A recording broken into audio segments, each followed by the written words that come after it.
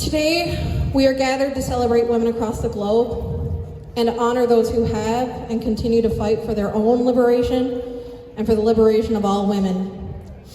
In the West, women's rights are often spoken about in a past tense, as if the struggle for equality, freedom from violence, discrimination, and persecution is behind us. Most of us here today know well that that is not the case. In fact, in the Western world, women have had barely one generation of basic rights and autonomy. In Canada, women were unable to own their own bank accounts and credit until 1964. In the US, 1974. And in the UK, 1975. Trans women and gender diverse folk weren't decriminalized and recognized until 2004 and 2017 in the UK and Canada, respectively. And it wasn't until 1992 that marital rape was criminalized in both countries. We have a long way to go, and violence against women is on the rise. I'd like to take the rest of my time to honor the victims of gender-based violence and the continued fight for liberation.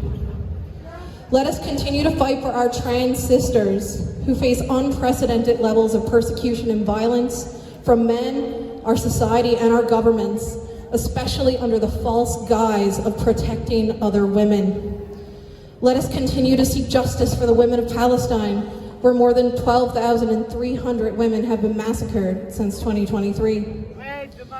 Let us continue to seek justice for the women of Goma and the whole Democratic Republic of Congo, the women of Sudan, who continue to be subjected to unspeakable levels of forced displacement, famine, sexual assault, and murder. And let us always remember that it is often women who pay the highest price in war. This one's hard for me. Let us continue to fight for the justice for all missing and murdered Indigenous women and girls of Turtle Island, who continue to be forgotten by the world. It is unknown exactly how many of our women have been taken in Canada, but it's estimated that over 4,000 in the last 60 years. And it estimated at least 12,000 have been subjected to forced sterilization.